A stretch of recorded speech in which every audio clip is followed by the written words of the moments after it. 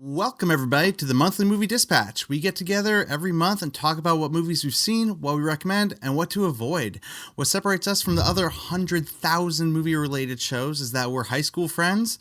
We've been discussing movies for 12, 13, 14 years, and we love just talking film. We'd be doing it even if no one was watching. I'm Nick Moffat. I'm here in Marysville, Washington, where we grew up, and we've got Derek, what's your deal in Everett? What's going on, Derek? Not much. Just hanging out. We got Brandon Bowlby in New York City. How's it going? And we've got Sean Bowlby in Seattle, Washington. Hey there. New condo, yeah, Sean? Yeah, you guys can't see it right now, but the viewers can. It looks great from my vantage point. Nice. I got a couple warm-up questions for you guys. Just two today, but they're toughies. This one's kind of out of the blue, but I'm curious. I was thinking about this over the last month. What is the best Lord of the Rings movie? Fellowship. Yeah, I think Fellowship. I used to say Return of the King, but over time, I do think more fondly of Fellowship. Now, would you guys say that that's also your favorite, or is that the exact same? I think it's my favorite. It is my favorite, yeah. Yeah. I think so. It's just the most concise and I think just flows a lot better, or maybe not a lot better, but it definitely flows better than the other ones. And yeah, we don't even need to talk about the Hobbit movies. I'm not talking about the Hobbit movies, Right. but thank God. I specifically said Lord of the Rings. And see, for me, I love the Fellowship of the Ring. I think it might be the best because of the concise nature of it. But I think for the favorite category, I think the Two Towers extended edition might be my favorite because of how much time they spend walking and how not concise it is. I will say that I think the extended Two Towers is the best improvement of all the extendeds. Yeah, I remember having those discussions in high school. Yeah. Definitely the best of the extendeds for improvement-wise. I've never seen the extended Return of the King. Oh. Remember? Well, aren't they all on? Where are they all on right now? You weren't at our No, Lord of the am I Rings thinking of trilogy her? extended party that lasted 15 hours, Derek? Well, no, I went to when we went to the Cinerama, but remember yeah, they I didn't was there have. too. But remember they didn't have the extended third one. That's right. Yeah, they didn't have the film. Kind Yeah. of that. Yep. I'm pretty sure me and Sean saw Lord of the Rings in a movie theater in Olympia, and they had the Fellowship and Return of the King normal versions and the extended edition of the Two Towers. Such a weird combination. And it was freezing. It was the coldest night of my life. In the theater, it was freezing. Yeah, theater. dude, They, Derek, like, it was like the time we went to that Stanwood theater, Stanwood except colder. theater. It felt like they had the AC just cranked on a was freezing no winter. cold winter night. That's awesome. Nick actually left for the Two Towers and got a bunch of blankets and brought them back, I think. Okay, so next question. We're warming up. This one's related to another thing we're going to be talking about later in the episode, but what do you guys think is your favorite and or best Scorsese film? I mean, Goodfellas. I'll go with the boring answer first. Goodfellas. And I think Taxi Driver for me. I think, yeah, like I haven't rewatched much Scorsese since high school, college, but I would go with what Sean said, Goodfellas. Nice. Yeah. Yeah, I mean, I think Goodfellas is probably up there. I think it's his number one. But, man, Taxi Driver and Raging Bull are also really great. Yeah, Raging Bull is also very much up there. It might be my number two. Yeah, so later on we'll be talking about Scorsese, and in Sean's pick, he had chosen one of Scorsese's films. So we'll circle back around to Scorsese. But first, I wanted to check in with you guys and see if you have watched any movies from 2020. So, Sean, have you seen any movies from 2020 in the last 6 weeks? No. Okay.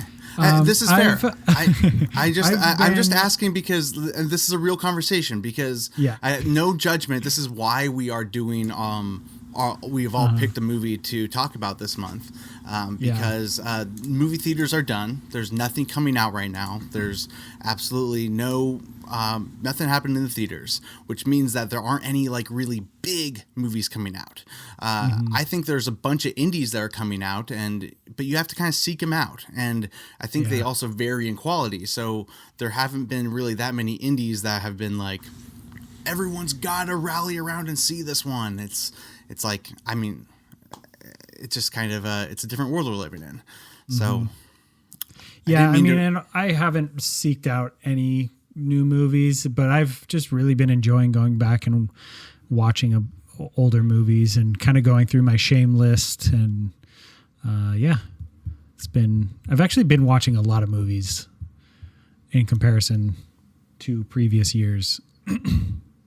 Nice. You have a shame list?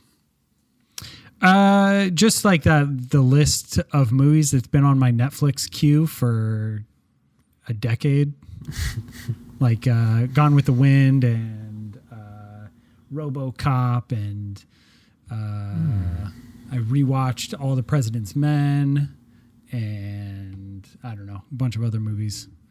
Cool. Das Boot. Brandon, have you seen any movies from 2020 in the last 6 weeks? Not many. I definitely saw Extraction on Netflix. Pretty big blockbustery type film. I had a blast with it. I don't know if you guys saw it at all. Yeah, Is that the Chris Hemsworth movie? Yeah, that's the big Chris Hemsworth bombastic action film. A lot of really creative like choreography and some cinematography in there. That's definitely worth checking out. Yeah, I liked it a lot. I think you gave it higher stars than I did, Brandon. Oh, yeah. I guess it just like ended on such a bad note. It left a sour taste in my mouth, but there's so much to like. There's a good chunk that's like really impressive. Yeah.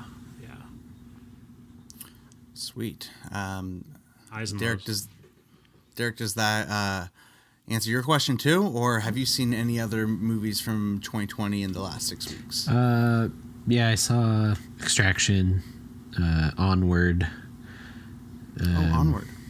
Yeah, which was kind of, I don't know, very middle ground Pixar. I felt like. I still feel like middle ground Pixar is better than most other animated. Yeah, like it's solid through and through, but it just never takes that step up.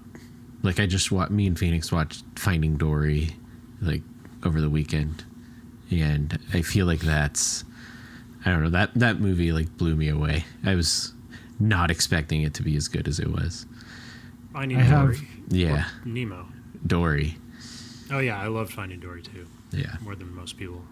I almost thought it was better than Nemo, but it's been a really long time since I've seen Nemo, so it's kind of hard to I compare, but. have an Onward story that happened recently. Yeah. Yeah. So the other day, I walked in on Kelly Skyping with her family, and her mom had turned her computer towards the TV as they were watching Onward. So Kelly was watching Onward on her phone from her mom pointing the camera at the TV. No. Oh, I've never heard anything like that. Why not just turn it on the TV and then be on Skype on the phone? It's free. In her defense, she was trying to work, and her mom just kind of did that. Oh, okay. And but yeah, It's funny. Apparently there are add-ons and extensions that make it very easy for people to have like viewing parties. Like, there's one specifically for Netflix where you could set it up so that it's easy for all of your friends to join and watch a movie together. during this coronavirus It's time. like Twitch does one as well. Yeah. Viewing party. I think it's with Amazon for that one. Yeah. Oh, but I also I watched Bad Education on HBO, the Hugh Jackman movie. Yeah. How was that? It was really good. Oh, cool. Really solid. It's just kind of I don't know what you call it. It's not really a biopic, but it's all based on about a real event that happened in like a school district in New York. And so it's just a fascinating movie, and Hugh Jackman's really, really amazing in it, and Allison Janney is in it. She's really good. It's just kind of like a very simple movie, but it's just like executed really perfectly. Does it still have that Thoroughbreds, like really great visual style? It's definitely there for sure. Like you can feel that this director's got like an eye for like making things just look good. And like, there's that, just the way he edits and stuff. It's just it's flashier than what you'd expect from a movie about like a school board. It just kind of takes that extra step to make it look cool all the time. But yeah, probably not as noticeable. But and then also I just watched The Willoughbys on Netflix, which is it's just like a children's animated movie. Me and Phoenix watched that, and it was also pretty good. Cool. Yeah, I haven't heard of The Willoughbys, but yeah, I've been wanting to watch Bad Education. I just don't have HBO, so I'm glad you're able to watch it. Yeah. I was on the last episode, so I have, I could report how my 2020 has been going. I've still been trying to watch new movies pretty hard. Like I have a goal every year to hit 100 movies, 100 new movies of that year every year, and so I kind of have to keep on a pace of it. And I've been seeking out some indies and stuff that have been maybe a little under the radar and stuff, but I want to tell you guys I did just watch this movie on Amazon Prime that I think you guys should watch. It's called The Vast of Night. Yes, and been hearing so much about this movie. Yeah, it's from a first-time filmmaker, and I think I don't think it's a perfect movie, but I think it shows like a lot of promise for like a first-time filmmaker. And there's a lot of intrigue. There's some really cool like unexpected cinematography, and the mystery is like it's pretty neat, and it's spooky too. Like the vibes get you. Also the Beastie Boys documentary that is on Apple TV is pretty awesome. But I love the Beastie Boys. One other pretty cool thing that I did was at South by Southwest. They canceled their festival this year, and they put they kind of worked with Amazon to put some of their films on Amazon. A lot of filmmakers didn't want to join because they didn't want to give away their work for free, which is understandable, but so the selection was a lot smaller than the actual festival. But so I ended up watching 3 movies off of there, and all 3 of them were pretty interesting in their own ways. One of them was called Selfie, and it was a French film, and it was like a satire about technology and how people use technology, and it was legitimately like really funny. Like there were, when you have like, there was a bunch of different short stories basically, and whenever you have that kind of thing, some of them vary in quality, but there was one where there was this guy who was using an algorithm on a website to buy everything that they suggested because he felt like the algorithm really knew him, but then it started suggesting some weird stuff, and he started like questioning his identity, and it was very funny. And watched another one called Cat in the Wall that was covered a lot of like gentrification issues, and then I watched another one called TFW No GF, which it was a documentary about like the groups of people online who it's like TFW No GF is a term online for like guys who like have never had girlfriends, and I don't know, it kind of dives into this group of people online who are very easy to hate.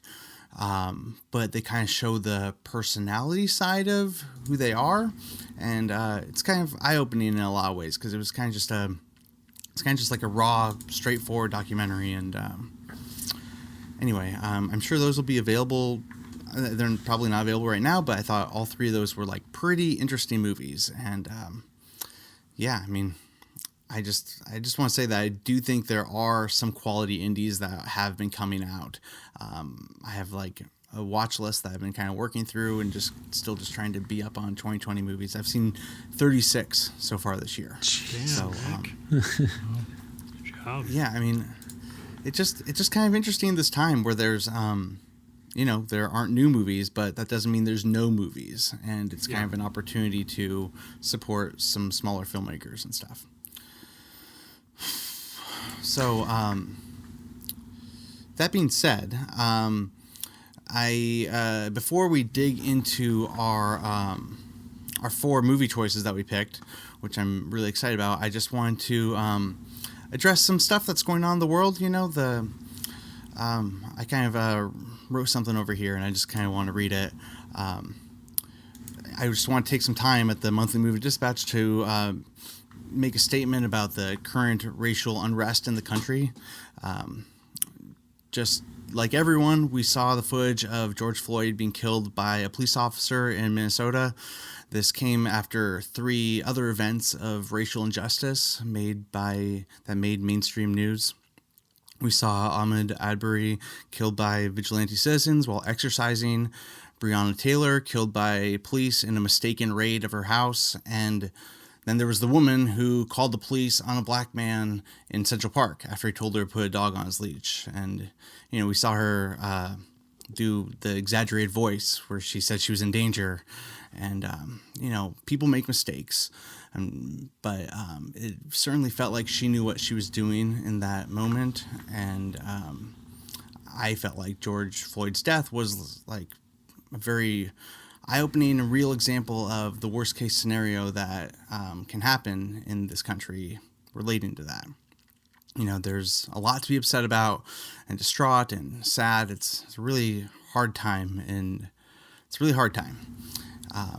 And it's not my place to condemn or condone the riots, but I appreciate people standing up for what they believe in and fighting for change.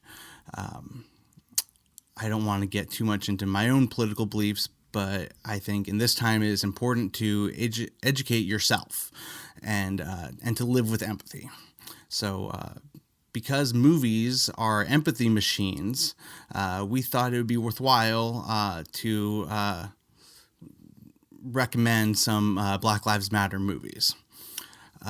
So I put together a list, and I think if I left movies off the list, you guys will say some after I read off mine. But my number 1 is Do the Right Thing. I suggested we watched it earlier this year as a group, but Spike Lee movie came out in 1989. It's incredibly relevant for today. Like it's pretty on the nose. Exactly what's going on. Exactly, pretty much. So I think everyone should watch Do the Right Thing right now. But Blind Spotting came out in 2018 about these 2 friends in Oakland. That's available on HBO or DirecTV. Selma, about the marches on Selma, Alabama, during the Civil Rights Movement, while they're protesting voter suppression, and it's also really powerful and well done. Fruitvale Station came out in 2013, directed by Ryan Coogler, starring Michael B. Jordan. It's about a kid who is killed by police in custody at a subway station in California. That's available for free on Tubi TV and the Roku channel if you have either of those, but you can also rent it on Amazon or Apple or Vudu. Boys in the Hood, I think, is a really powerful movie. Came out in 1991, directed by John Singleton, starring Lawrence Fishburne, Cuba Gooding Jr., and Ice Cube, and it's a lot about like gang life in South Central LA, but also just the systematic racial inequalities that exist and the culture of violence that happens. 12 Years a Slave is another extremely powerful movie, directed by Steve McQueen. Just about a guy who was living free in upstate New York, and then he was abducted and brought into slavery, and it's really a firsthand view of the gruesome reality that was slavery. big thing in American history. Black Klansman came out in 2018, another Spike Lee movie. We talked about this on the podcast a few years back, but I think Spike Lee does a great job at looking back at the 1970s and connecting it to today. Part of I don't know. Just real quick, I'm gonna pause the list real quick just to say, like, I tried to not put too many civil rights movies or like historical, like slavery movies. I wanted to put a few on there, but I tried to keep it contemporary as much as I could. It is important to know the history, but it also is important to remember that this is this is still happening today. I feel like sometimes with civil rights movies, there's like a subliminal subtext that, that happened in the past. We beat racism, and it's still going on today. And so I wanted to pick movies that could tie that together or tell stories that maybe you hadn't heard. So continue on with the list. I just have a few more. Get on the Bus. Came out in 1996. It's another Spike Lee movie. I know 3 Spike Lee movies on here, but he's like the best. And all your rules. You didn't put Spike Lee. Only get to pick one per director. Dude, it's too hard with Spike Lee. I almost put another one on there too, honestly. But this is a pretty interesting movie. I just watched it for the first time. It's about these guys who took a bus trip from LA to Washington, D.C. for the Million Man March in 1995. And they're all different. They all come from different backgrounds. It's basically just like them talking. Like, it's just one of those pure dialogue movies where they're talking about their different backgrounds and where they came from and their philosophies and religion choices and that type of stuff. But it's really interesting. And that's on Netflix right now. 13th is a documentary by Ava DuVernay, and it talks about the 13th Amendment and how they abolished slavery, but still, like, private prisons can profit off of black inmates, and kind of explores systematic oppression, and that's also available on Netflix. And Just Mercy, I put at number 10. And I didn't love Just Mercy. I didn't think it was like the best movie, but I did think that I read the book, and the book is amazing. And it's about this guy, Brian Stevenson, who opens up a law firm in Alabama to defend disenfranchised and wrongfully accused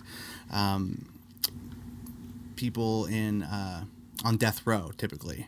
And he is still doing a lot of work today, and so it's worth it to be aware of who Brian Stevenson is, because he's doing a lot of great work, and that's currently free on Amazon and Apple and Vudu and stuff. Like, the Warner put that out for free. So those are my 10 movies that I put on this list, and that's on Letterboxd, and you guys can, if you want to look up my profile, it's on there. But I don't know. What do you guys think? Do you have any other suggestions? Couple that popped in my head, though they are a little bit historic, but kind of like in different time periods. Love, I think, is a really, really great film. Came out. Wait, is that the name of the movie? Just a couple. I think it's called Loving. Loving. Yeah. Loving. It's a really great film. It's about kind of like the ACLU and what it did to marry the first interracial couple in the Virginia area. And also another big one, Mudbound, which is streaming on Netflix. I think that was on Sean's top 10 list. That's a really, really amazing film. That's a really very unique time period to focus on. One that I would add to that list is OJ Made in America. I know there's some debate about whether or not that's a movie or a miniseries.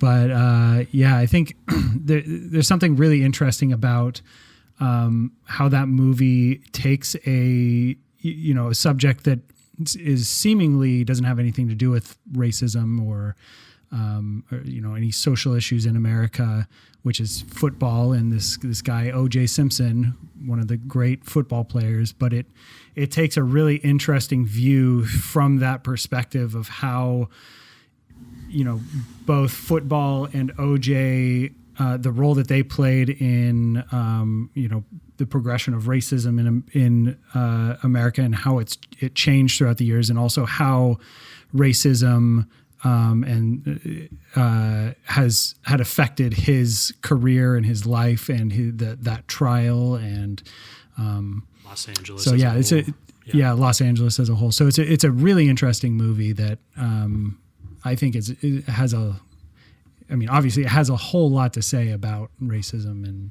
in society.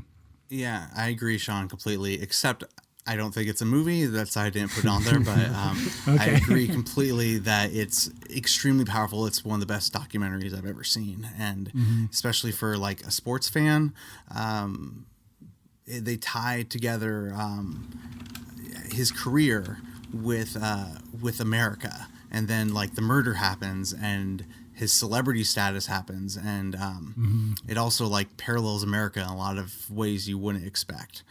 Yeah. Very powerful. For sure. So very well said, Nick. Yeah, very well said. No Detroit, Sean? Yeah, I mean, I really like Detroit, and actually that is, I guess if we're talking about riots and things that are going on right now, that is a fairly relevant movie. But Nick said the two other movies that I had higher on that list, so I. Yeah, I mean it's an interesting time to be in, and I know like there's a lot of like mixed feelings about like people rioting and stuff, and a lot of fear that goes with that. But I mean I think everyone is like pretty disgusted about police brutality with George Floyd, and I went out this weekend and I didn't go to the protests because I'm still pretty afraid of COVID-19, but I went over by our church and just like held our old church and held Black Lives Matter signs, just kind of like hung out, and I was only with one other person, and we just held the signs to see like, just to show our support and spread some love, and in a non-threatening way for the Marysville community type thing. And we definitely got mostly positive responses, people like waving, honking, and, giving us thumbs up and stuff. And you definitely got a few middle fingers here and there. And there was definitely one guy who actually like parked next to us, and he like was asking how many people were coming because he was worried that we were going to go start riots. Just the two of us, we're not doing anything. We're just spreading love, But I think the most powerful thing that happened was that there was a black guy who was running, exercising. And he went across. He was on the other side of the street, and he smiled and waved at us. And then on his way back, he stopped, and he just thanked us for being out there. And he said, you never know how close to home it's going to hit. They closed all the gyms, so I started running every day. And then the footage of Ahmaud Arbery came out, and he realized it could happen to him or anyone, anytime, anywhere. And it just like really kind of shook him. And having us be out there was just kind of like it was just showing that there are people that do care in the community. And, I'm not trying to pat myself on the back for going out there or anything like that. I just like little ways of support, I think, do go a long way. And I think all of us could be more educated, because I think the public school system kind of failed us in a lot of ways with African-American history. And, I think movies are a great way to learn stuff, even if they like change, you can't always like say, oh, that's fact, but you can learn about stuff through movies. So with that, I didn't. This is our fun movie show. So great list, Nick. Yeah, we have the privilege to move on. So we actually are expecting Cal, who was filling in for me on the last episode, to call in. So I think he's going to call in now. Hey, Cal Shay, how's it going, man? It's going well. How are you all doing? Good. Doing well. Yeah, doing real good. You missed it, but we just were talking about our top Black Lives Matter movies. Oh, nice. So yeah, we just listed off a bunch of those. Do you have any off the top of your head? Any that you'd want to recommend? I know I'm putting you on the spot. My go-to is like that I've been thinking about a lot these days is Selma. I really love that movie, and And I say that as somebody who I know Nick knows that I think basically, I think biopics have a higher average than normal of being terrible and uninteresting. And so I think that one is great in a lot of ways, like as cinema and as a work of compassion and justice. And it's a great movie, Selma. The one weirdly I've been thinking about a lot, even though I haven't seen it in a while, is Do the Right Thing. Like I've just been thinking about the phrase "do the right thing" over and over again. So I think I'm probably going to watch that one soon, but I don't actually have anything interesting to say about it. Nick made us watch that earlier this year. So Yeah. Yeah. There couldn't be a more relevant film to watch. Yeah. So, Cal, your movie choice, Return to Me. Real quick, I just want to say thank you for filling in for me last time.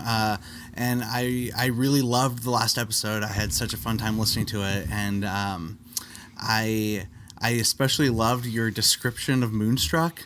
Like just how you described the movie was just really, really fun for me. And I would, I'm not going to ask if I could do that for you with Return to Me because I don't know, I don't have anything prepared or anything. And but I just want to say thanks. And Moonstruck was a really fun time hearing you guys talk about it. So and I'm happy you're able to join for the discussion for Return to Me because I'm curious. I don't know. I'm curious how this is going to go. I mean, I think it is funny. So I rewatched it today after not having seen it in like 9 or 10 years or something.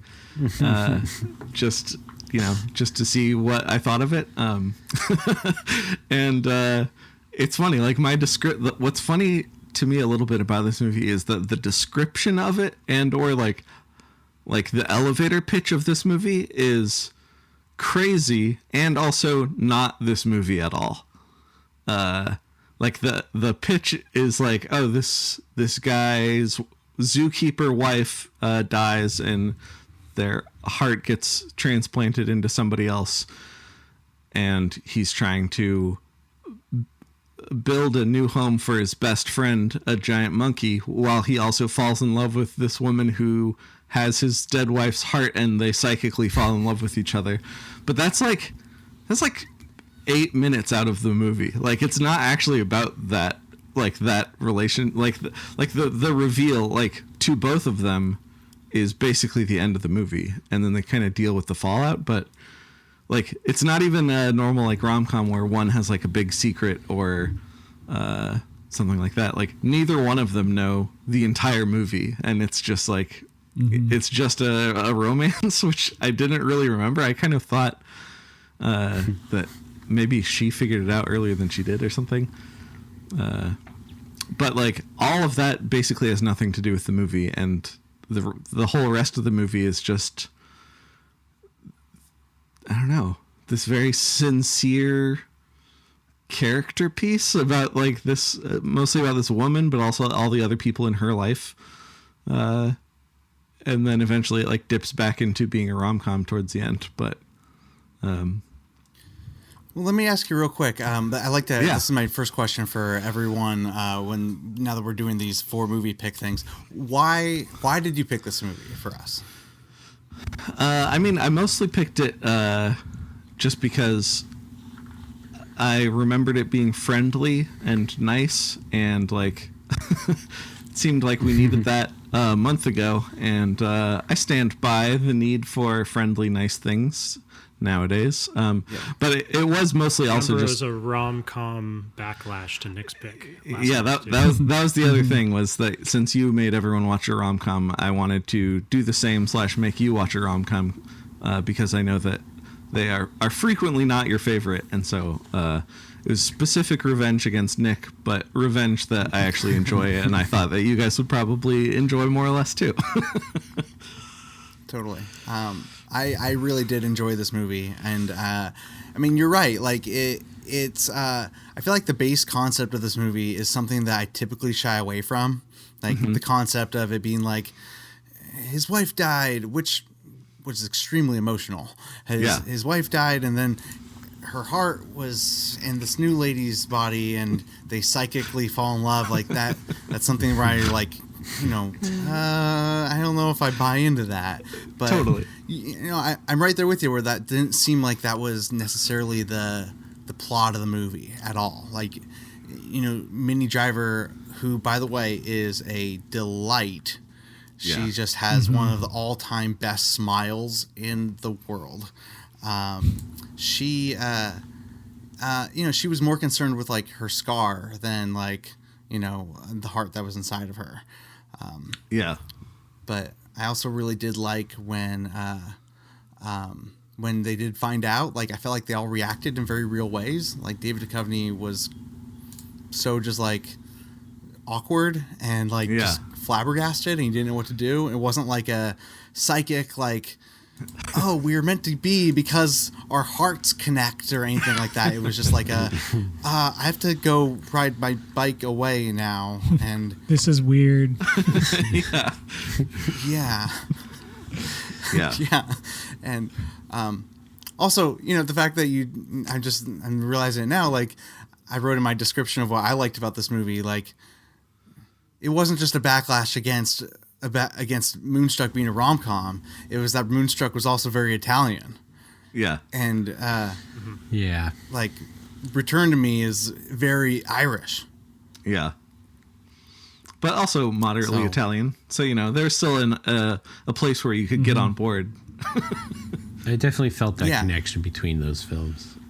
Yeah, me too. A lot of family stuff. Like big family. Like, yeah. I think at the end of the day, like that's partly why I think it stuck in my head so much, like as like just a good time is, it is this very sort of sincere and warm-hearted, like it's basically just a drama about like a guy recovering from the death of his wife and this woman sort of dealing with the fact that, she had this life-changing surgery and dealing with like her issues surrounding it and like survivor's guilt and all this other stuff, but it's couched in this like kind of whimsical rom-com tone. But it does kind of go the opposite way of Moonstruck, where Moonstruck feels 100% bonkers all the time, but also still remains relatable. And this is like a pretty low-key movie that tacks on some bonkers rom-com stuff just to like sell the movie, I guess. I don't know. Like I feel like there's a version of this movie that's just like 100% based on a true story, these two people getting together, but so I think my favorite part of the film was the setup when I was like the most on board. Before, the main twist happens when his wife dies in the opening act. yeah. The like relationship David Duchovny has with his wife in those first like 15-20 minutes, just like a really great setup, and I was like kind of getting pretty invested and excited for that being, I don't know, carried out throughout the film. So when it did that like crazy smash cut to her getting carried off to the hospital and all the blood, that was pretty impactful. I was actually like really blown away at that point in the movie. The dance music continues, right? And it just like just the image cuts to like gruesome hospital shit. It was really good. That was really good. And also, I think David Duchovny throughout this movie is like really like great entertaining actor to watch. I haven't seen him in too many things besides the X-Files, and he's amazing there. I kind of wish he had carried out his career, more in film than television going forward. But it would have been cool seeing him in more variety of things because he's really great. He kind of just dropped off the face of the earth. Like, I remember he was in Evolution in 2000. Oh yeah, Californication. I've been doing a few TV. things. Yeah. Also, Jim Belushi, for some reason, just has like so much charisma. And it's just like this awesome, really like tertiary character that you hardly and Bonnie even Hunt, need to know. Like their relationship was so much fun. Actually, that was kind of why I thought Cow liked this movie so much, was the family dynamic. That like totally the craziness with the kids and I guess when last time you saw this movie, you didn't. Did you have kids? No, I think I was maybe just about to get married or something. But that's Jim Belushi and Bonnie Hunt's house. That's my whole childhood. My parents aren't like them, but that environment is like everyone that I know. Pure chaos. Yeah. Yeah. So that he definitely has is his part shirt of it. off, and his wife just totally slams him in front of her friend. Yeah. Yeah, it's kind of funny because he's like a typecasted kind of guy. He's always just casted as that schlubby guy, and rarely do I feel like it doesn't work to his favor as much as it does in this movie. He just comes off surprisingly charming, and I don't know, that kind of character can be really easily disgusting, and just kind of a gross guy. But I don't know, he's has just enough charm and charisma in this movie that he added quite a bit, surprisingly, for that small character. Yeah, I feel like he Which and is Bonnie funny. Hunt. You never thought you'd be complimenting Jim Belushi, right? I feel like Jim Belushi jokes are low hanging fruit at this point. For sure. But he was so good in it. Yeah. Yeah. I think their relationship is part of what makes it feel so grounded. Their scenes are really funny, but they're not being funny. They're in character. They don't know they're being funny, but they're still so charming to watch together. And then towards the end, you kind of get their dynamic a little more, and you get what she sees in him, and sort of, I don't know, it feels very, very real, and I feel like they both did a really good job with those kind of random tertiary roles. Yeah, I don't want to really focus on them, but I just, now all this stuff's coming to mind. When they first introduced his character, he kind of for me, is he borders on the line of he might just be that alcoholic, asshole, dad. And his character doesn't really change, but somehow they're able to convey, their relationship and his relationship with the kids and stuff, and how that's not what he is, even though it's very much on the surface that is what he is. It's kind of weird. Yeah. It's surprisingly deep for how small and just tertiary that character was. But yeah. Same with another scene that really struck me this time around was I think it's the first scene where David Duchovny's character goes back to the restaurant, and he meets all the old people hanging out playing poker, and Marty, the grandpa, asks oh, are you married? He's like, no, my wife died. And he's like, that's too bad. Here, come back. And he introduces him to the gang as a widower, and and everyone just is on board yep, all of our wives are dead too, come hang out with us. And it's such it's kind of a weird moment, but it's also you kind of get the whole vibe of them just from that interaction, which they don't make a meal out of. It's literally that long, just oh, your wife is dead, come play poker with us. Pull up a seat. Yeah, you're one of us. Yeah. Yeah, all those guys were really great. Yeah. All them hanging out, playing poker, and just kind of, it's probably all their wives died, and they found camaraderie in that, and so they've just become really close best friends, and their chemistry together really showed well. Yeah. The other really warm-hearted moment that I wanted to point out, which I think is sort of emblematic of what makes this movie work so well for me, is right at the very end when Minnie Driver's in Italy and her waiter asks hey, are you okay? What's going on? She's like, it's a long story. And he just sits down and says, well, I'll take my break right now. And just takes the time to listen to her. That's how I feel about this whole movie. All these weird secondary and tertiary characters are sometimes presented in kind of goofy terms. And then it's no, they're real people. And everyone in this movie wants to be kind to each other. And it's just hard because sometimes weird stuff happens, your wife dying in an accident and then their heart getting transplanted into somebody that you met. Yeah. Yeah. Totally. By the way, the ending totally worked for me too. Like I don't know, like maybe I'm just a sappy guy or something, but like I just, how it all came together. I don't know. It worked for me. Sometimes you want it to work out. Yeah. Yeah. Yeah. Sometimes you don't want it to be super complicated and messy. Yeah. Yeah. It just worked out, and it was very nice. So. It's also worth I don't know, noting. Oh, sorry. Go ahead, Nick. Go ahead. No, go on, Derek. Oh, I was just to say, noting that Bonnie Hunt wrote and directed this movie. Yeah. It looks like it's the only movie she ever directed. But that's just really cool. She's kind of like, I feel like she was in so much stuff in the 90s. Yeah. And it's cool that she got to do this. Yeah, I think Maybe her sister and mom are both in this movie too. I was reading about that today. Sorry, I think I interrupted somebody. No, wait. So you were reading about today how did someone in her life have a heart transplant? Or, Oh no, sorry. I was saying her sister and mom are in the movie. Like this was like. I think this was one of those like she was just calling in all of her favors and like making it together with the people that she knew and loved, and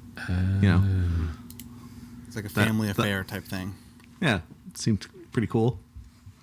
Nice. Yeah, definitely. Cool.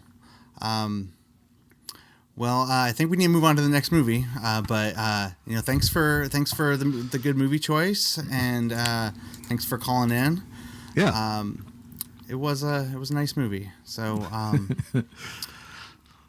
that movie was Return to Me, and it's available on all sorts of.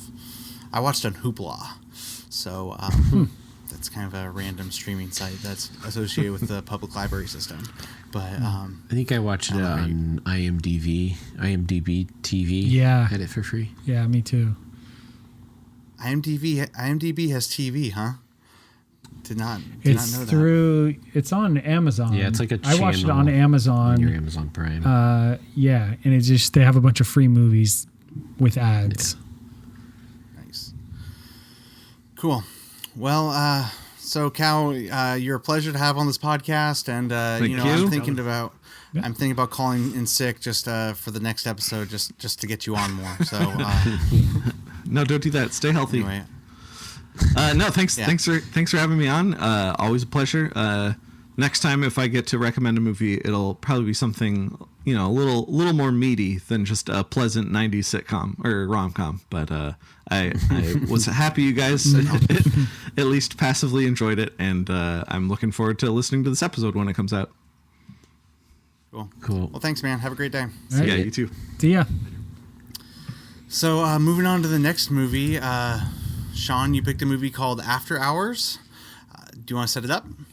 Yeah, I picked After Hours, which is a Martin Scorsese film.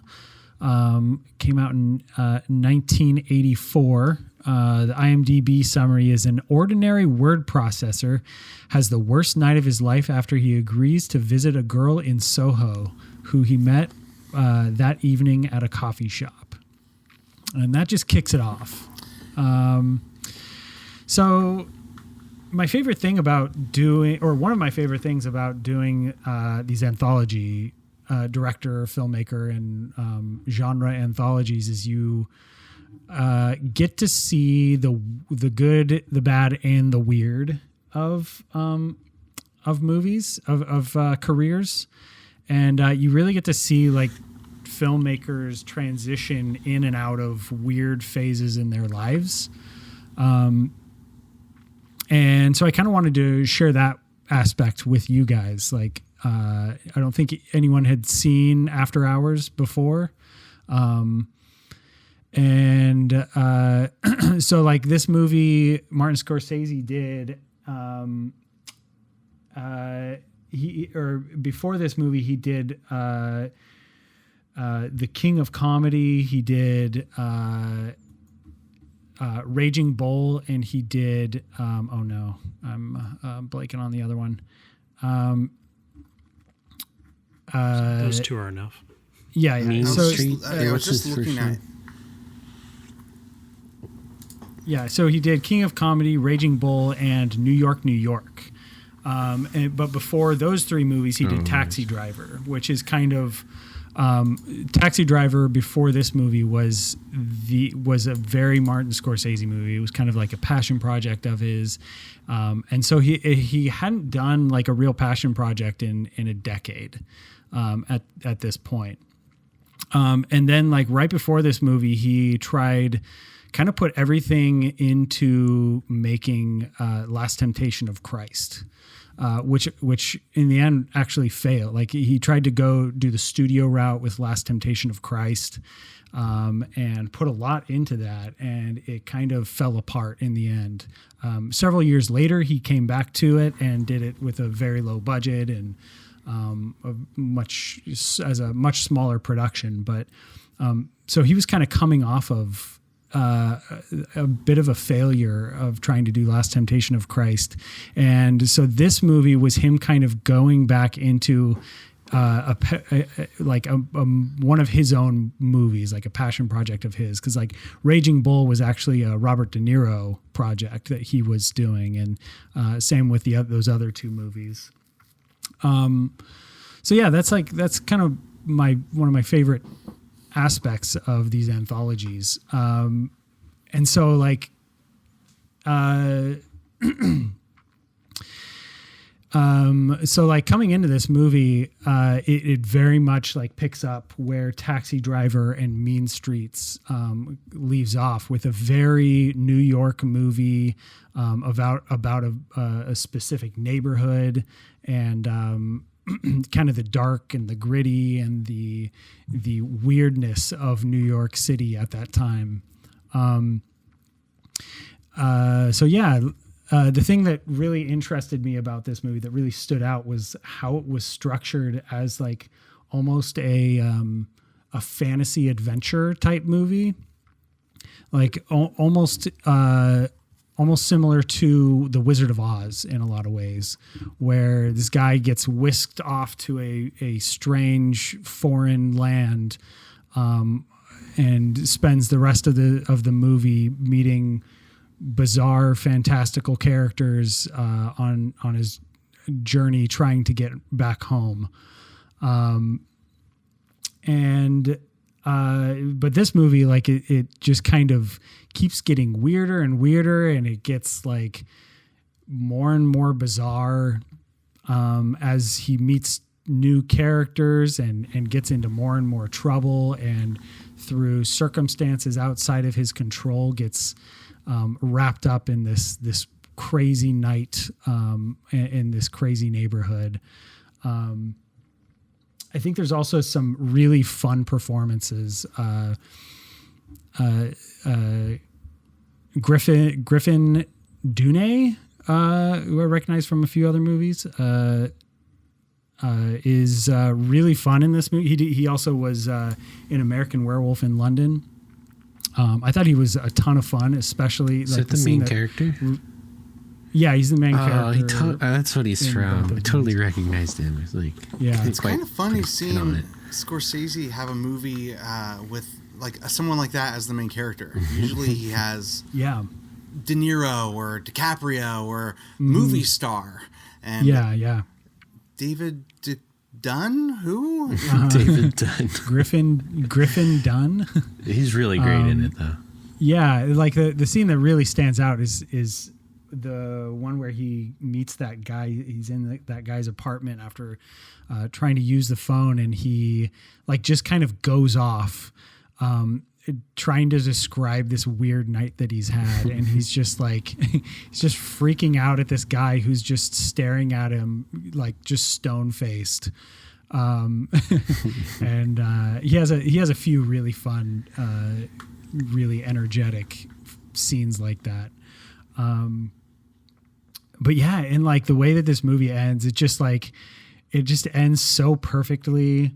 I don't know if I want to get into exactly how it ends, but it's just like really bizarre and perfectly timed as well. Like I think this movie wouldn't work if it was too much longer. And yeah, this movie is on my honorable mentions list of Martin Scorsese. I wouldn't put it in like a top 5, or I don't even know if I would put it necessarily in a top 10, but I would say that it's a really important movie in his career and like really shows a different side of him and shows how he developed as a director and changed as a director. I also think like this definitely isn't the first movie that shows this, but it does really show how funny Martin Scorsese is, especially in his early career. Like, I think Brandon recently watched Alice Doesn't Live Here Anymore, and I think that movie is absolutely hilarious. Also, New York, New York is really funny, and I think he's actually really good at directing comedy. The King of Comedy as well is another good example. But so Sean, I want to stick with Scorsese for just a minute before we go into After Hours, if you don't mind, because you're talking about him. But I am continually surprised by Scorsese.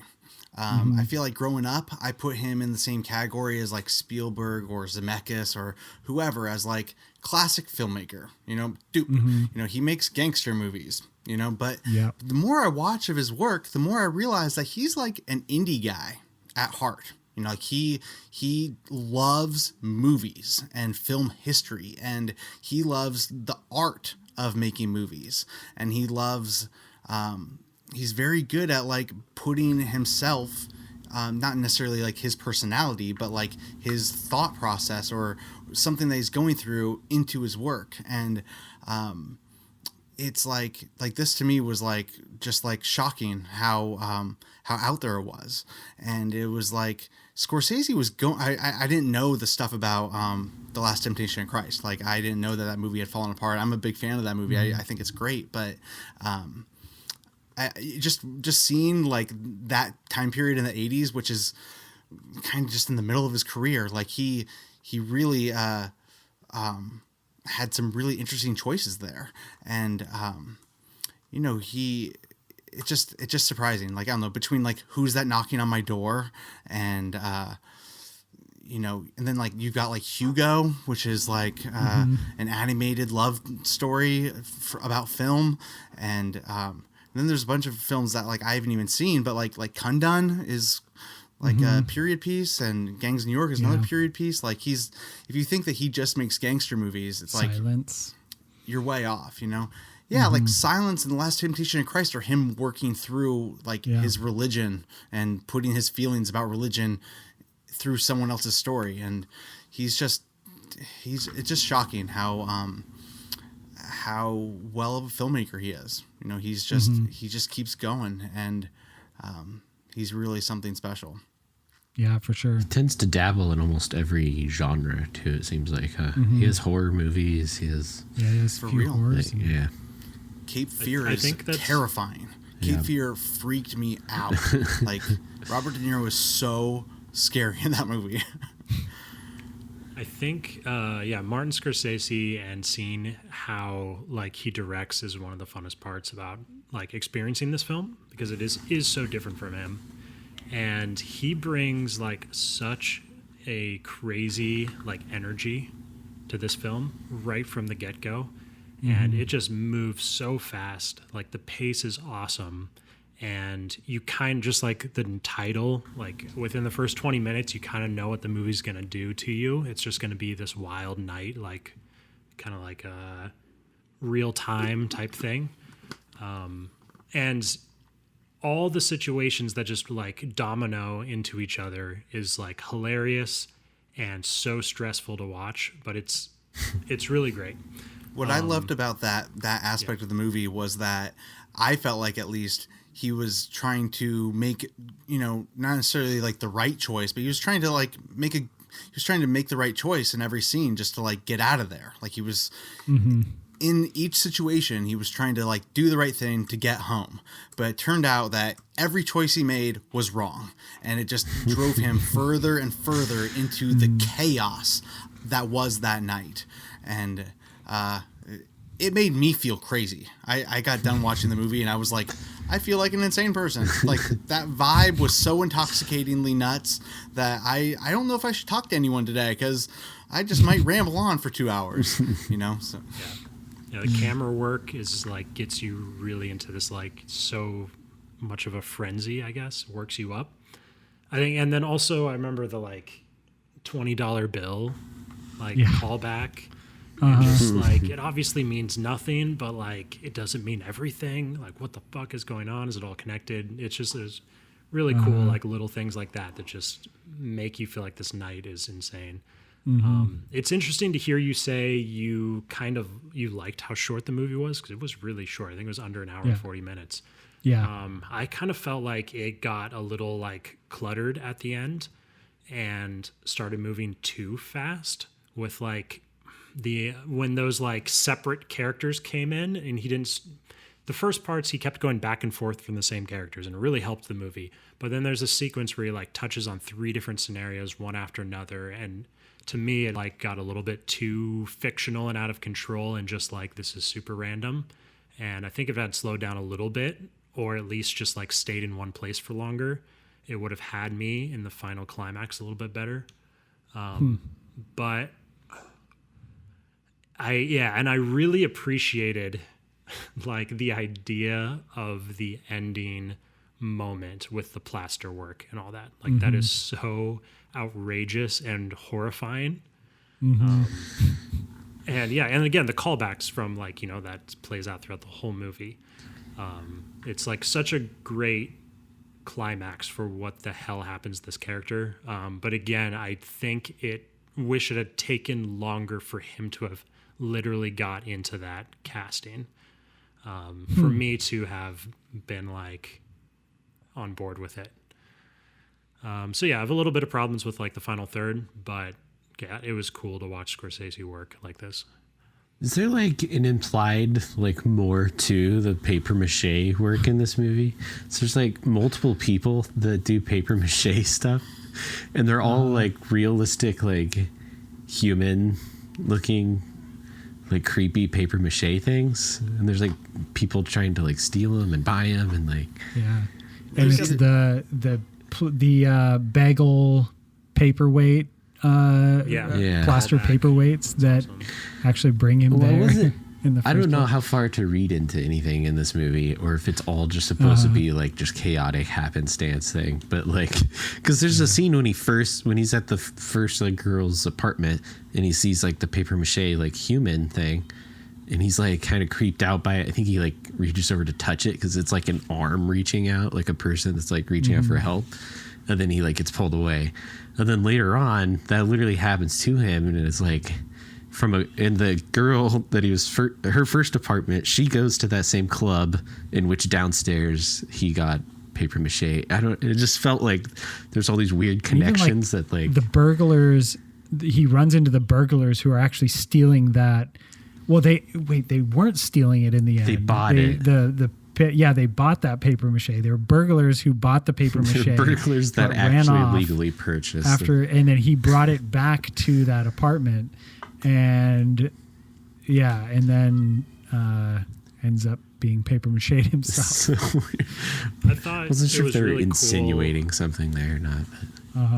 I thought it was really cool. You brought this up a little bit, Sean. Just seeing Soho, like downtown New York, the Soho neighborhood.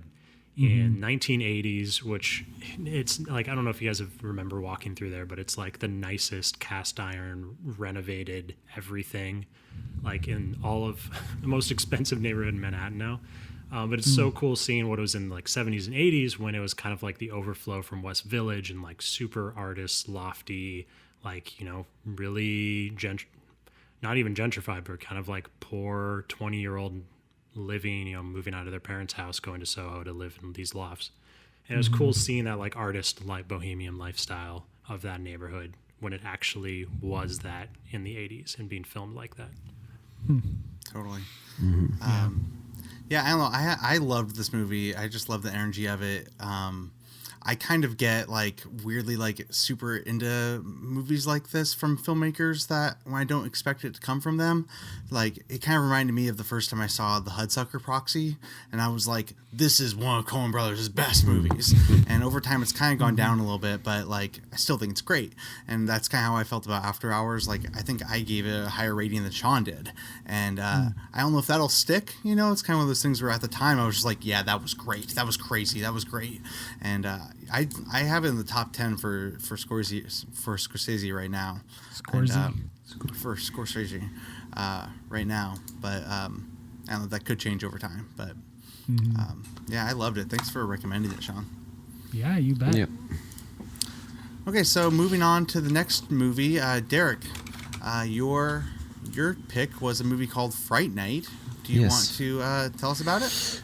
Yeah. Sorry, I didn't have the thing pulled up.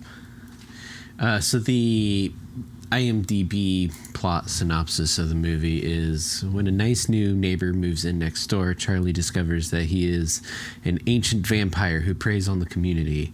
Can he save his neighborhood from the creature with the help of the famous vampire killer Peter Vincent? So Fright Night was one I recommended, was from 2011. It was a remake of a 80s movie of the same name, and which is also really great. I recommend. I don't know where you guys, if you guys have, I think Nick's seen the old one.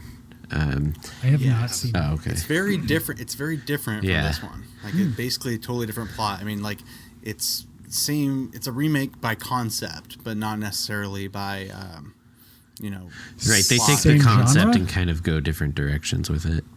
Yeah. Is it like same genre though, like horror kind of comedy? Yeah, it's like a horror comedy. Like- yeah. Yeah. It's like think of like 80s horror comedy.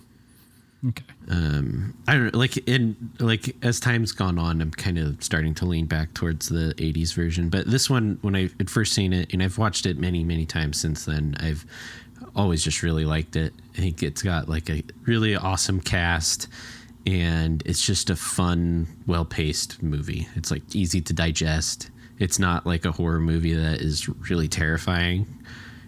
It's just kind of fun. It just takes like all those different horror concepts and just has fun with them. So that's why it's always just sat there in the back of my head, is like whenever if I'm going to like my parents' house or something for Halloween and they want something to watch, I know it's something I can turn on. Everyone's going to have a fun time watching it. And it kind of fits that bill of Halloween movie, you know? Totally. So that's why it's always just sat there, and I've always just really appreciated it. It's directed by Craig Gillespie, who directed I, Tonya. Yeah. I can see that. Lars and the Real Girl. Yes. And yeah, I picked it because I figured you guys hadn't seen it, and I thought everyone would kind of enjoy it. And it's got the late Anton Yelchin in it, who we're all big fans of. Colin Farrell, Toni Collette, David Tennant. It's a crazy cast. But and they The cast was unbelievable. Dave The cast Franco was- as well. Yeah. Insane. Modern Family, you had the guy, the boyfriend, he had like one line in the movie, but I can't remember his name. Yeah, but that's right. that one guy who dates Haley for a while. I actually, Derek, I thought that the cast was like, I thought the characters were kind of underwritten in the movie. Like they were kind of like on paper, they were all pretty boring characters, but then like the cast just had them jump off the page. Like they were all so interesting and charismatic, and I just was like kind of rooting for all of them. I mean, Colin Farrell is like, what's the deal with Colin Farrell? You know, I mean, like he's like a really good actor, but like, and he's kind of super famous, but like, I don't know how to categorize him. Well, I think this was like during his transition from like the hot Colin Farrell, that was just like kind of cast for his looks and like his name, where I think he's in a different place currently in his career, with his Lobster and like Killing of the Sacred Deer and like different things like that. I feel like he's like he's turned into like now like kind of one of the high quality like really good actor that you just throw in a movie because he's awesome. He kind of nails it. And I feel like at this time in his career, he was still like like the hot guy. You know, he's like cast as just like he's called Farrell. He's right. He still kind of was cast as that. Well, exactly. They acknowledge it right away. Yeah. But he's really it's good definitely though. more style Like genre. It's more genre of a film. And he like carries himself in like a really like, I don't know, menacing way where like he's very believable. Yeah. You know, he's so self-assured and he's been doing this for fucking centuries, you know. He's kind of over it. He doesn't really worry about it, and he knows he'll be fine.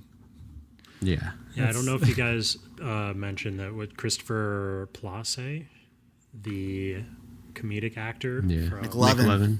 McLovin. Like, it was really great. He did an awesome job in the first act of this film. Yeah. I didn't fully buy what happened to him, honestly, but that's okay. I think his character's a lot more tragic in the 80s version. Like, it's actually a pretty sad story what happens with him. Yeah. It's similar. I thought there was some like weird tonal aspects of this movie, and like as well as theme. Like, I thought it was a little messy in the end, where like his character was kind of all about who the main character used to be. Like, they used to be super nerdy and used to geek out about fantasy stuff and Dungeons and Dragons and all that kind of stuff. And the main character has kind of gone more towards caring about what other people think of him and doesn't want to be seen as a nerd or whatever. But like in the end, it kind of, it turned out that like his girlfriend liked him. The only reason his girlfriend liked him is because he was different and unique from all the other boys in school. Yet at the end, the McLovin character is still seen as the villain. Like, I thought that was kind of a little bit of a muddy message there. And then also like, it took me a little bit to really understand what kind of movie I was watching, because like the way that they interact early on in the movie, McLovin and the main character is like it's almost like they both know what's going on with the vampire. Like, he's like right off the bat already knows that there's a vampire and knows how to kill a vampire and everything. McLovin does. Right? Yeah. And it's almost like I didn't know if we were supposed to know that they already know about vampires or what. So it took me a little bit to get into it, but I think actually, it's like a archetype. I kind of think like like maybe. you're supposed to just, it comes with the archetype is how I kind of it doesn't justify them not explaining it, but I think that's like why my brain made the connection really quickly, and that's probably what they assumed was going to happen, is like he's just the guy that already believes in that stuff, and Anton Yelchin is the kid that used to be there, but he's trying to move away to get like more into girls and stuff like that. I kind of liked how the movie kind of just like, you know, yada yada yada, a lot of like now vampires exist. Yada, yada, yada. Now we're on board with vampires existing, you know. And then like that is the lady blew up outside, like straight up. She like just gonna mention that was a really great moment. Yeah. For sure. That was cool. And then that totally took me off guard. Like, then, I did not see that coming. But then even like right after that, he's like in his bedroom and he's just like shaking because of it. And his mom's just like, "Oh, hey," you know, and he's like, vampires basically, like, just don't let him inside the house, you know, like, I don't know, I just thought that was, I don't know, I liked how on board they were right away. And speaking of that scene though, with the light, I thought there was a lot of like fun stuff with light in the movie where, because vampires, they live, they're asleep during the day. They can't go in the sunlight, but, so he had all of his windows boarded up.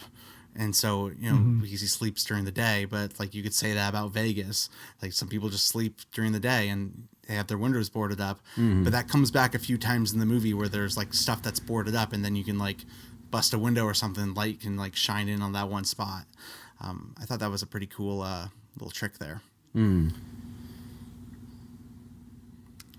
But Yeah. I don't know. I enjoyed it quite a bit. My only weird thing about it was the sexual energy with the movie. And I just wanted to bring it up because I felt like a lot of vampire movies have like a lot of sexuality with them, but they're usually like related to the vampires. And Colin Farrell definitely had that going on for him. Like he oozed sex in this movie.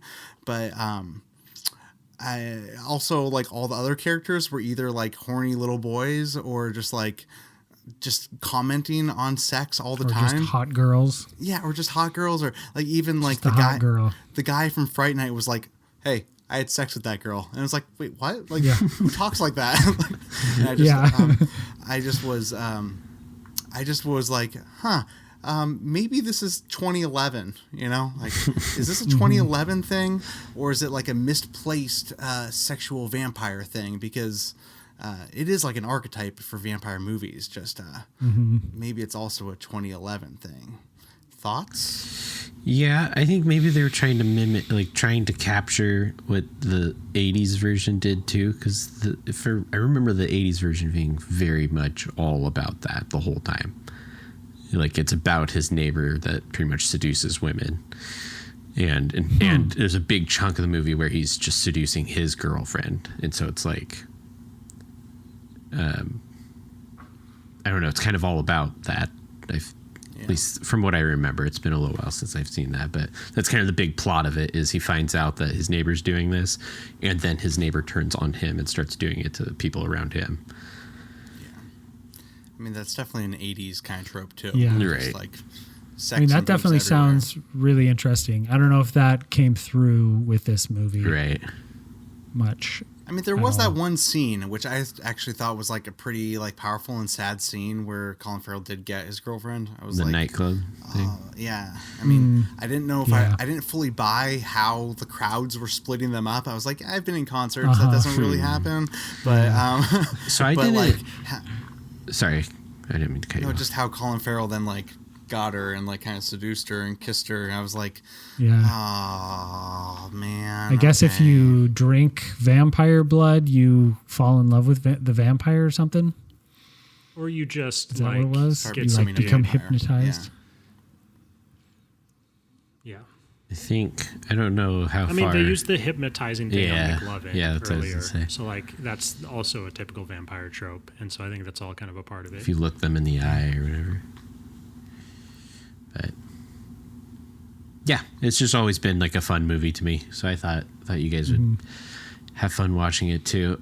One thing at the end, this is a very 2011 thing, is I don't know if you guys noticed when they, spoilers, when they kill the main vampire, like the blood shoots out at the camera. So this movie was a big 3D, it was like Fright Night in 3D when it came out. And so they have there's like weird scenes that just don't look right. It's because they're supposed to be like gimmicky. Avatar, Hugo. Yeah. Around that time. Yeah, exactly. Avatar, Hugo, and Fright Night. Fright Night. And Life is High. Yeah. Wow. Yeah. Yep. Well, Derek, I really did enjoy it, and I'm glad you picked it. You know, I love horror movies, so another horror movie that got to enjoy, and so. And also, you love these types of like early 2010s like horror films. I remember what's like Trick or Treat you made us watch, and these kind of like light, easy Halloween movies. I've never seen Trick or Treat, so that must not have been me. But I've never seen Trick or Treat.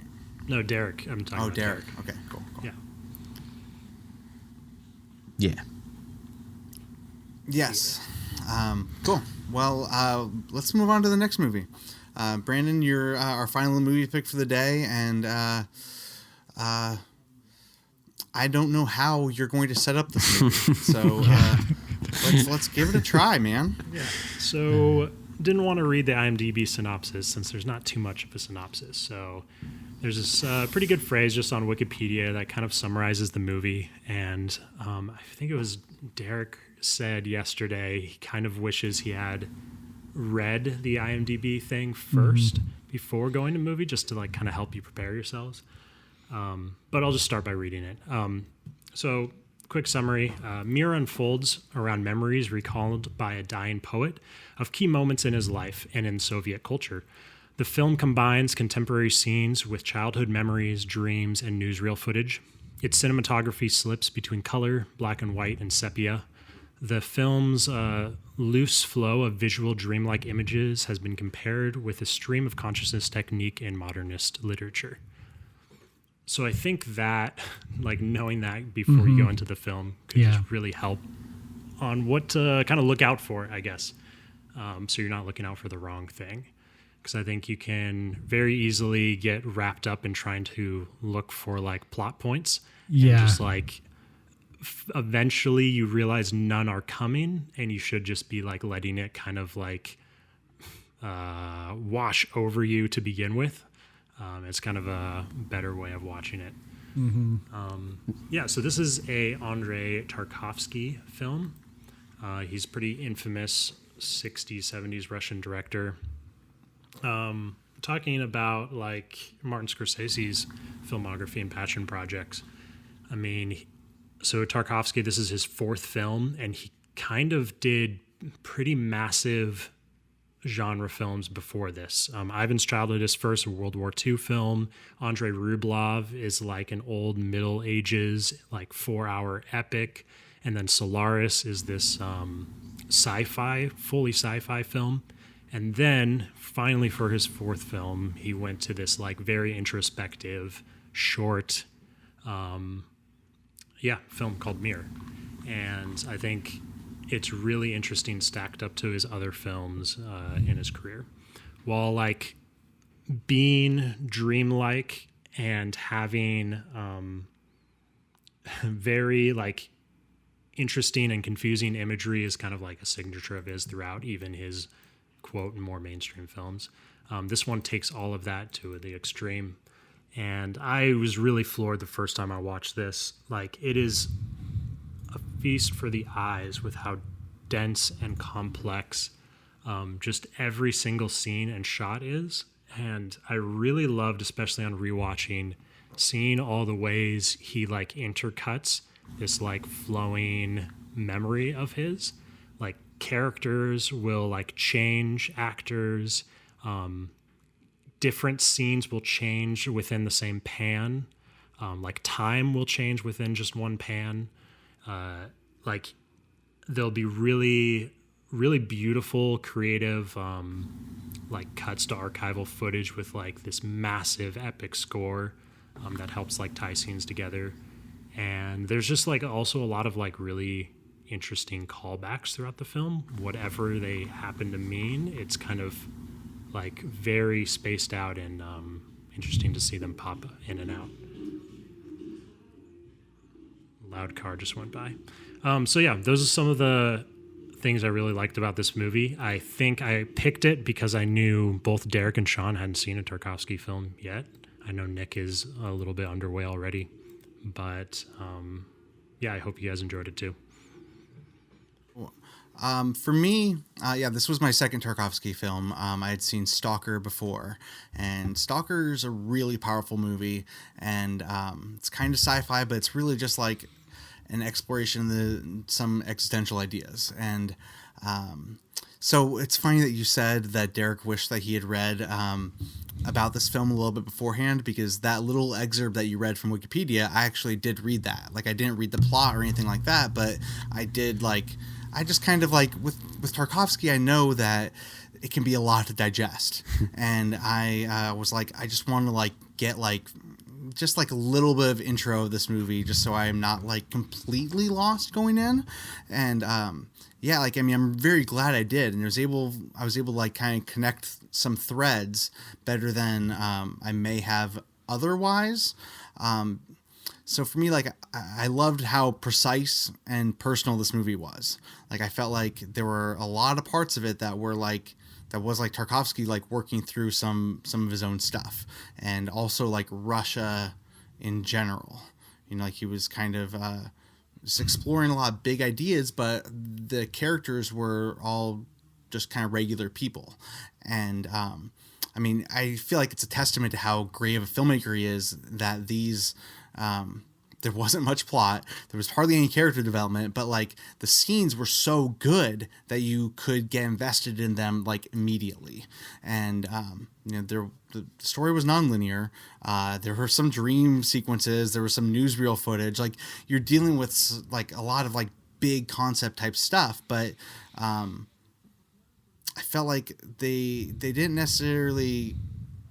It wasn't necessarily cohesive, but it kind of felt like scenes from life or something. I said it was like an autobiography of a culture without an awareness of it being an autobiography. So I thought it was like super interesting. And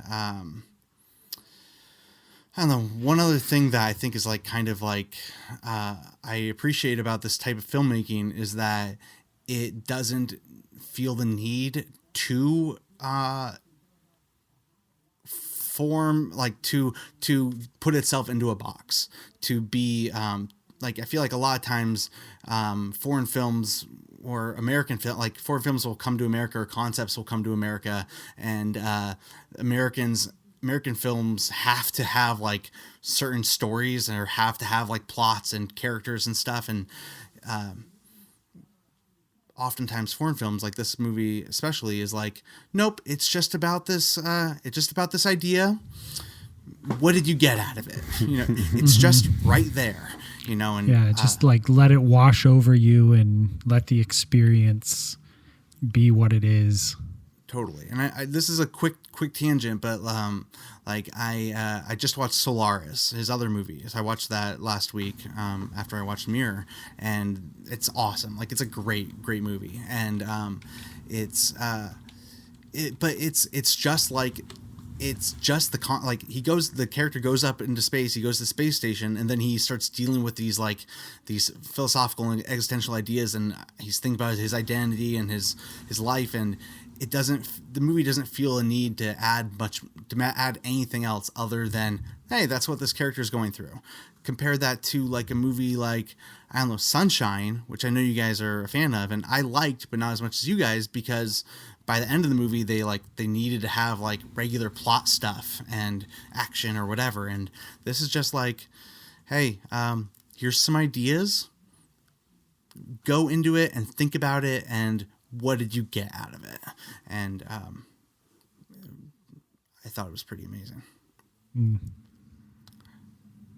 Yeah, I'm kind of, as far as coming into this movie, I didn't know anything about it, and I didn't even really know, I guess, enough about Tarkovsky to be prepared for it.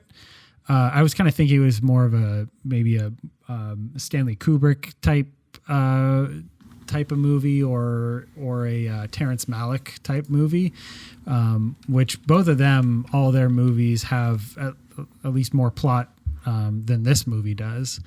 So early on in this movie, I was like kind of like searching for a plot. I was like almost in the first maybe 10 minutes, I was starting to get worried. Like, is there something going on that I'm missing? Am I like overlooking some plot details, or should I know more about what's going on? But once I kind of let go of that, which it didn't take me that long to do, the movie just really started to impact me pretty significantly.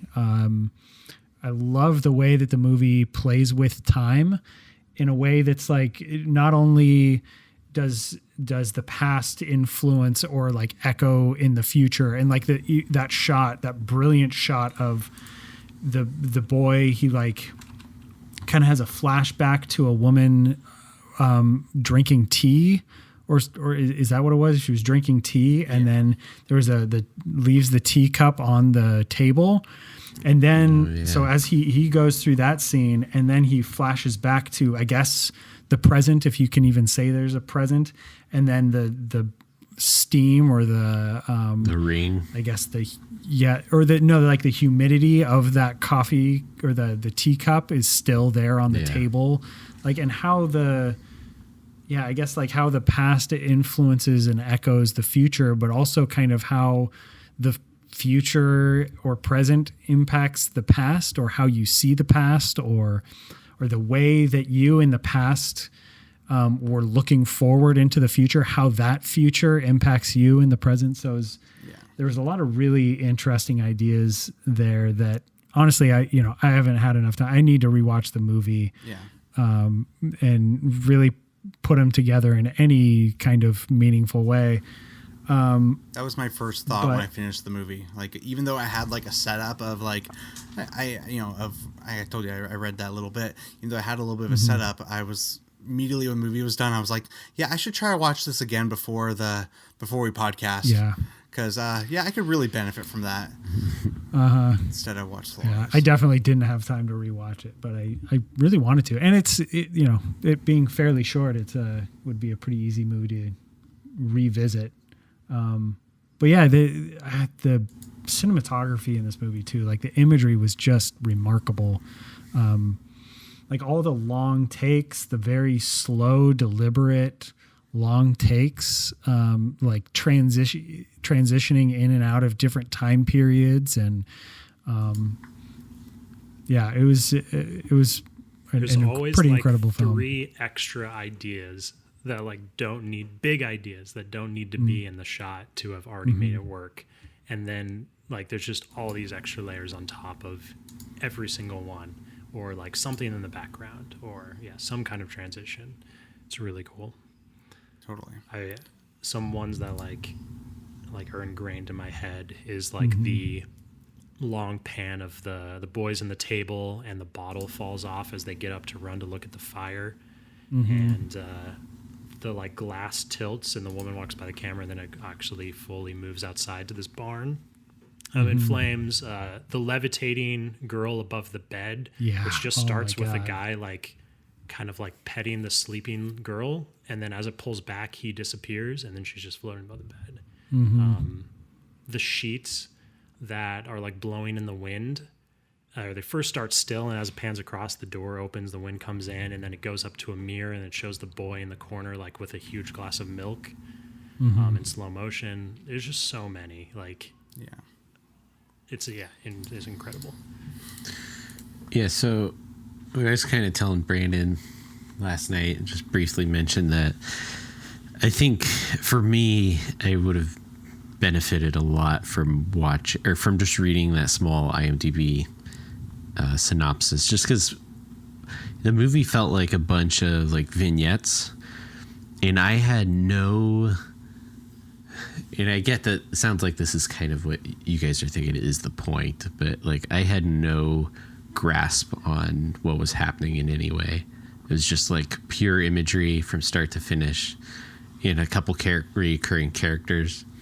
But the second I read the IMDb synopsis, it was like it all kind of clicked in. I think I kind of get the movie as much as you can. Like I understood what the movie is, at least, which is pretty much what you already read from the Wikipedia.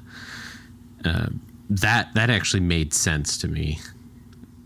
Funny thing is, after that part that he just read from Wikipedia, the next sentence is, Mir initially polarized critics and audiences, with many considering its narrative to be incomprehensible. So, yeah, you're not alone. Narrative? I mean, yeah, it's a really beautiful movie, though, for sure. Like, just the look. You can see like how the style has influenced some modern like cinematography and stuff. I don't know how consistent. I mean, I've always just heard him as like a legendary director, so I assume all his movies are pretty consistently amazing. But it was cool to just kind of see a glimpse at the quality of work that he does, even though I didn't really understand any of it. But it's. I don't know. It's always cool to be introduced to that kind of work, So. Yeah, and while this movie, while all his movies have aspects of this like kind of confusingness throughout them, this one is just all in on that for an entire hour and 40 minutes. And so I think a lot of his other movies are much longer, much more calm, you can actually make sense of pretty much all the rest as you go through them, and they're a lot slower. Yeah. Based on the other two that I've seen, yeah, like both like Stalker and Solaris were both over 2.5 hours long, and they're very slow but deliberate, and yeah, it can be kind of confusing, but also that's just kind of like being dropped into a TV show where you don't know and you have to catch up, that type of thing. Like Solaris takes place in this like sci-fi utopia, maybe, and they don't really explain what happens, but maybe the characters don't really know what happened, so that type of thing. So what do you think this kind of storytelling, what Story? what do you think this style adds to it? I mean, like, as opposed to telling a more linear story using the same exact like imagery, but connecting the dots. Like, that's the part that I get lost when like in this kind of art. So I'm it's hard for me to comprehend and like grasp what I'm supposed to be grasping. Sorry. No, it's okay. Sir. So I think with a movie this rich in like visuals and ideas is plenty enough for a movie to like stand on its own without all that extra stuff. Like, I think there is so much enjoyment you can get out of an experience like this. And it's just different. It's not, like you need to choose one or the other, have to have one or the other. Right. It's just its own thing done extremely, extremely well. And that's enough sometimes, especially when it's wrapped up in like an hour and 38 minutes. And, there is like 500 different ideas within that time. It entertains the hell out of me still. Yeah. See, I think this it movie is was, like, yeah. Go ahead, Nick. I think this movie was supposed to be like a lot about memory. And I feel like this is kind of how memory works a little bit. Like when you play with your memory, it's never linear. You struggle to remember when things happened, especially if you're like, I don't know, doing an exercise like this and you're trying to like, I don't know, go through your whole history or trying to bring up big moments. It's like, it's hard to really, you have to be extremely deliberate to be on top of the order of events of what happens in your memory. But if you're just like free flowing and you just start letting things pop into your head, which I kind of felt like this movie was kind of trying to capture that feeling of it. That makes sense. Like almost from that character that it's technically about, from his perspective, this is like the story is linear. Like that's how everything pops into his head, and like kind of as these memories, you don't need context when it's your memory. You already have that built in. So it's just kind of his description. The description that Brandon read, saying that it's more like modernist literature of stream of consciousness, that's a very good description of this movie. It's just like ideas or feelings or emotions or tones just kind of being put out there for you, or even like it's almost like listening to a symphony or listening to a full album, and just letting the music impact you, not doing anything, not driving, not, cleaning or cooking or doing chores while you're doing it, but just like sitting there to listen to an album and letting the emotions hit you in whatever way that they hit you. And I think that's the value of a movie like this to me. It makes sense. Yeah. So, Brandon, question. Is this your favorite or best Tarkovsky movie? Or Yeah. I think this is Tarkovsky's best film. For me. I have not seen his last two, Nostalgia or The Sacrifice, but of his first 5, I think this is my favorite. Okay. Yeah, I would love to rewatch this. If it was available on Criterion, I probably would have bought it. But it's not on Criterion, and I feel like it's going to be someday. Like Stalker. God, we need a remaster. It's so grainy. Yeah. It's so I was grainy. I was looking at the Blu-ray, and I was like, this Blu-ray came out like when Blu-rays came out. And I don't know. I just feel like Solaris and Stalker are both on Criterion. Andrei Rublev is on Criterion. Mir has to be in the future, so I'm just gonna hold out on that a little bit, but before I rewatch it. But yeah, I'll definitely have it on my radar to rewatch this one someday. So anything else? No, that's it. Cool. Well, great movie choice, Brandon. Very powerful, very different. I loved these movie choices, guys. We're all over the place this last month. Very, very interesting. So with next month, there are going to be a few big movies that are coming out. Like, theaters are still not going to be open, but Judd Apatow's The King of Staten Island will be on video on demand. Spike Lee has a new joint, Da 5 Bloods, that's going to be straight to Netflix. Artemis Fowl is a new Disney movie that was going to be in theaters, but it's going straight to Disney Plus. I have no idea. None of us know the quality of these movies or want to put the endorsement on it or necessarily like have the episode be revolved around these movies. But so we're still gonna pick our four movie choices, and then maybe in July we'll get back to normal. I don't know. I feel like everything is still up in the air. Tenet is still on the schedule for July 16th or so, but we'll see if it comes out, or if, honestly, if we're all comfortable going to it. I'm not sure if I will be. So it's interesting, but. So yeah, we're gonna keep our eye on 2020 movies, and then we each have our pick that we're gonna make each other watch in the next few weeks. So let's go around and Sean, do you have your movie pick ready? I do. So first I had you guys watch a Kurosawa, and then I had you guys watch a. Then I had you guys watch a Scorsese. Now I'm gonna move on to Stanley Kubrick. All right, thank you. And I'm pretty sure only Nick has seen this movie, but I'm gonna have you guys watch The Killing. Oh, sweet, interesting.